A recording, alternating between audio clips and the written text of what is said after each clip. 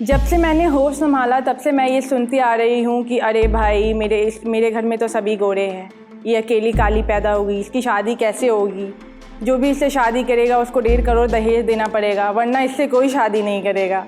बचपन से ही मुझे मॉडल बनना था। तो मैं छुप छुप के रनवे वॉक्स देखती थी। मैंने देखा कि सारी लड़कियाँ इतनी खूबसूरत है, सब इतनी लाइट स्किन्ड है, मेरा तो कुछ नहीं होने वाला, मेरा कुछ नहीं बनेगा। तो मैंने उन लोगों की बातों को मान लिया कि चलो मैं ख़राब हूँ। फिर मैंने इस सपने को छोड़ दिया। हेलो गाइस, मेरा नाम इंजुत है, मैं दरभंगा की रहने वाली हूँ। मेरी उम्र 21 साल है और मैं पेशे से एक MBBS स्टूडेंट और एक मॉडल हूँ।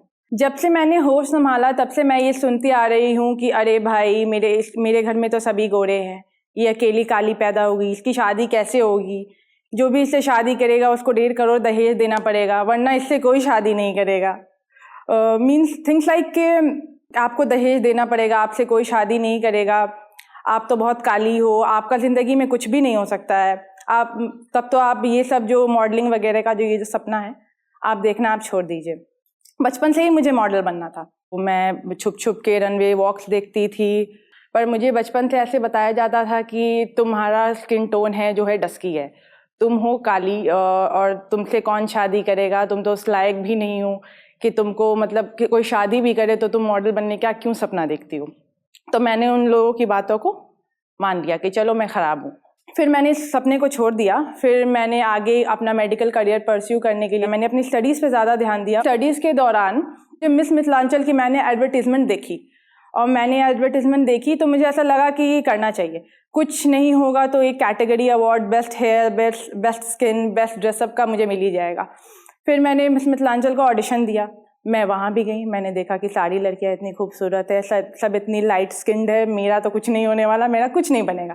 फिर मैंने उस चीज़ों को वहीं पे मतलब एक निराशाजनक चीज़ हुई कि मैंने उसको वहीं पे ड्रॉप किया कि इस चीज़ को हटाते फिर कुछ और करते हैं। फिर मेरा उस ऑडिशन के दौरान मेरा मिस मिथिलांचल में सिलेक्शन हो गया, जो कि मेरे लिए ये था कि ओ माय गॉड मैं कैसे सेलेक्ट हो गई। फिर मेगा ऑडिशंस में जब गई तो मैंने देखा कि मेरे पोस्टर्स लगे हुए हर जगह। फिर मेरा कॉन्फिडेंस बहुत बूस्टअप हो गया इन चीज़ों को लेके। तो मुझे ऐसा लगा कि मैं शायद इस फील्ड में कुछ कर सकती हूँ। फिर मैंने मिस मिथिलांचल का ग्रूमिंग सेशन जो भी होता है ज्वाइन किया। वो 8 से 9 दिन का सेशन होता है। उसमें ऐसे बताते हैं how to walk, how to talk, how to sit properly, how to communicate, आपका कम्युनिकेशन स्किल डेवलप करवाते हैं वो। मैंने उसके दौरान बहुत मेहनत करी। मैं ठीक से सोती भी नहीं थी और मैं बहुत मेहनत करती थी कि भाई मुझे ये क्राउन जीतना है। बहुत सारी प्रैक्टिस के बाद मैंने वो क्राउन जीता, बहुत मेहनत के बाद मैंने वो क्राउन जीता। और जब मैंने वो क्राउन जीता तो me and my dad was literally crying. इसलिए नहीं कि मैं जीत गई, बल्कि इसलिए कि कोई बाहर के लोग आके आपको नहीं बताएंगे कि आप क्या हो, आप उनको बताओगे कि आप क्या कर सकते हो, कि what you are capable of. तो इन चीज़ों ने मेरे कॉन्फिडेंस को एक लेवल दे दिया था कि भाई मैं भी ज़िंदगी में कुछ कर सकती हूँ, मैं भी आगे बढ़ सकती हूँ। जो भी लोगों की बातें थी अगर मैं उसको सुनने अगर मैं बैठ जाऊँ तब मैं ज़िंदगी में आगे कुछ नहीं कर पाती। अगर लोग ऐसा सोचते थे कि मैं कुछ नहीं कर पाऊँगी, अगर मैं वो उस चीज़ को मान लेती कि हाँ सच में मैं कुछ नहीं कर पाऊँगी, तो मैं आज इस शो पे नहीं होती। बचपन से मुझे ये सब चीज़ें देखने को मिली है कि भाई एक तो बेटी है, मेरे पेरेंट्स को सुनने को मिली है, ये एक तो बेटी है, उस पे से इसका रंग इतना डार्क है तो आप इसको कुछ खिला विला के मार दो, इसका कुछ होने नहीं वाला है, इससे कोई शादी नहीं करेगा और आप इस औलाद को रख के आप क्या कीजिएगा। बट मेरे पेरेंट्स ने मेरा बहुत सपोर्ट किया। मिस मिथिलांचल के दौरान, मिस ग्लोबल बिहार के दौरान मैंने ऐसी बहुत सारी पेजेंट्स जीती। Miss global Bihar, miss Mithilanchal, miss spectacular India, miss India fashion icon, miss popular Bihar and so on. But model होने का ये मतलब नहीं है कि आप अपने एजुकेशन लाइफ को भूल जाओ। मैंने अपना नीट क्लियर किया और मैं अभी MBBS की स्टूडेंट हूँ 2nd ईयर में। फिर मुझे इस चीज़ का ये रियलाइज़ होने लगा कि ऐसी और भी कितनी सारी लड़कियाँ होंगी जो ये झेलती होंगी और कितने लोग मेरे जैसे होंगे जिनको सुनना पड़ता होगा, चाहे वो बॉडी शेमिंग हो, चाहे हाइट हो, चाहे कलर हो, चाहे कुछ भी हो।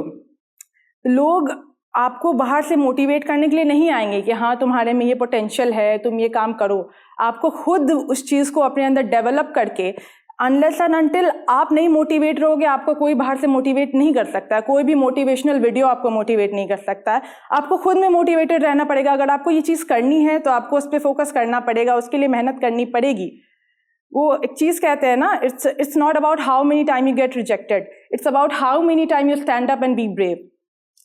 तो आप अपने एजुकेशन पे फोकस करिए। मैं ये नहीं कह रही हूँ कि आप अपना एजुकेशन छोड़ दीजिए, बट आप अपने पैशन को मत छोड़िए, क्योंकि there is a discipline for passion. अगर आप अपने ड्रीम्स को फॉलो नहीं करेंगे और आप ऐसे दिखते हैं, आप लोगों की बातों को मान लेंगे, तो और बहुत सी ऐसी लड़कियां होंगी जो अपने ड्रीम्स को फॉलो नहीं कर पाएंगी। उनको लगेगा कि हाँ भाई, ये सामने वाला इंसान कह रहा है कि मैं अच्छी नहीं हूँ, तो मैं अच्छी नहीं हूँ। आपको उनकी बातों को नहीं मानना है, आपको मोटिवेटेड ही रहना है। बहुत सारी चीज़ें ऐसी सुनने को मिलती थी कि भाई तुम्हारी बेटी ऐसी है, तुम्हारी बेटी वैसी है, तो तुमको इतना दहेज देना पड़ेगा तभी इससे शादी करेगा कोई।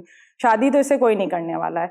कुछ लोग ऐसे होते हैं जो, कुछ रिश्तेदार या कह लीजिए कुछ लोग ऐसे होते हैं जो एक अपने घर के बच्चे के दिमाग में बचपन से ये भर देते हैं कि भाई तुमसे कुछ नहीं हो पाएगा, जस्ट बिकॉज कि तुम काली हो, तुमसे नहीं हो पाएगा, तुम मोटी हो, तुम छोटी हो, तुम नहीं कर सकती हो, या तुम नहीं कर सकते हो। तो ये सब चीज़ अब जब आप एक बच्चे के दिमाग में भरते हैं, तो भले वो कितना भी ये कह ले कि भाई मैं इन सब चीज़ों को नहीं मानती, मैं इन सब चीज़ों को नहीं मानता, कहीं ना कहीं ये चीज़ें इफेक्ट करती है, लोगों को लगती है ऐसी, ये इफेक्ट करती है। तो मेरा इस सोसाइटी को ये मैसेज है कि आप जो ये सब कर रहे हैं, जैसे आप किसी को बोल देते हैं कि भाई तुम काली हो, तुमसे नहीं हो पाएगा, तुम सांवली हो, नहीं हो पाएगा, तुमसे कौन शादी करेगा, ये सब आप ना करें तो ज़्यादा बेहतर है। आप हालांकि उनकी चीज़ों पे फोकस करें कि वो कहाँ इंटरेस्टेड है, वो आगे लाइफ में क्या करना चाहते हैं, उसमें पोटेंशियल है कि नहीं, उसको मोटिवेट कीजिए, उसको आगे बढ़ाइए। हो सकता है कल आगे बढ़ के वो एक बहुत बड़ी स्टार बने या बहुत बड़ा स्टार बने। बैक देन अगर मैंने उनकी बातों पे यकीन किया होता, अगर मैंने उनकी बातें मान ली होती कि मैं ये नहीं कर सकती हूँ, मुझसे ये नहीं होगा, तो आज मैं जोश टॉक दरभंगा पे नहीं खड़ी होती और आज आप लोग मुझे यहाँ से नहीं सुन रहे होते।